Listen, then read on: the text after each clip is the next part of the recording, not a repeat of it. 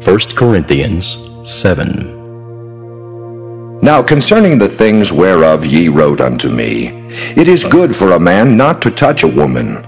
Nevertheless, to avoid fornication, let every man have his own wife, and let every woman have her own husband.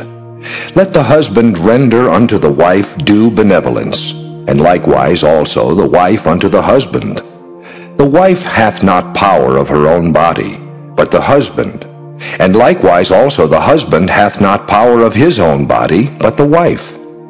Defraud ye not one the other, except it be with consent for a time, that ye may give yourselves to fasting and prayer, and come together again, that Satan tempt you not for your incontinency. But I speak this by permission, and not of commandment.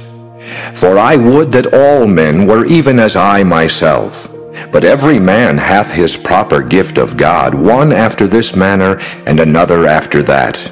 I say therefore to the unmarried and widows, it is good for them if they abide even as I.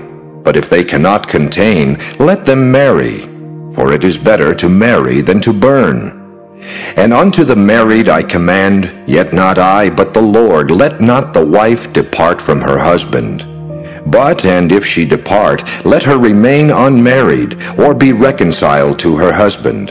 And let not the husband put away his wife.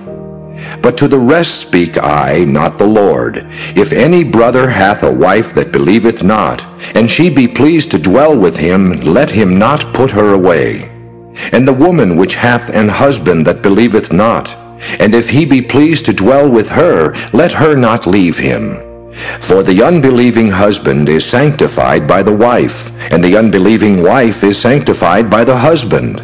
Else were your children unclean, but now are they holy. But if the unbelieving depart, let him depart. A brother or a sister is not under bondage in such cases, but God hath called us to peace. For what knowest thou, O wife, whether thou shalt save thy husband? Or how knowest thou, O man, whether thou shalt save thy wife? But as God hath distributed to every man, as the Lord hath called every one, so let him walk. And so ordain I in all churches. Is any man called being circumcised? Let him not become uncircumcised. Is any called in uncircumcision? Let him not be circumcised. Circumcision is nothing, and uncircumcision is nothing, but the keeping of the commandments of God. Let every man abide in the same calling wherein he was called. Art thou called being a servant? Care not for it, but if thou mayest be made free, use it rather. For he that is called in the Lord, being a servant, is the Lord's free man. Likewise also he that is called being free is Christ's servant. Ye are bought with a price, be not ye the servants of men. Brethren, let every man wherein he is called therein abide with God. Now concerning virgins I have no commandment of the Lord, yet I give my judgment as one that hath obtained mercy of the Lord to be faithful. I suppose therefore that this is good for the present distress. I say that it is good for a man so to be. Art thou bound unto a wife? Seek not to be loosed. Art thou loosed from a wife? Seek not a wife. But, and if thou marry, thou hast not sinned, and if a virgin marry, she hath not sinned. Nevertheless, such shall have trouble in the flesh, but I spare you. But this I say, brethren, the time is short. It remaineth that both they that have wives be as though they had none, and they that weep as though they wept not, and they that rejoice as though they rejoiced not, and they that buy as though they possessed not, and they that use this world as not abusing it, for the fashion of this world passeth away. But I would have you without carefulness. He that is unmarried careth for the things that belong to the Lord, how he may please the Lord. But he that is married careth for the things that are of the world, how he may please his wife. There is difference also between a wife and a virgin. The unmarried woman careth for the things of the Lord, that she may be holy both in body and in spirit. But she that is married careth for the things of the world, how she may please her husband. And this I speak for your own profit, not that I may cast a snare upon you, but for that which is comely, and that ye may attend upon the Lord without distraction. But if any man think that he behaveth himself uncomely toward his virgin, if she pass the flower of her age, and need so require, let him do what he will, he sinneth not. Let them marry.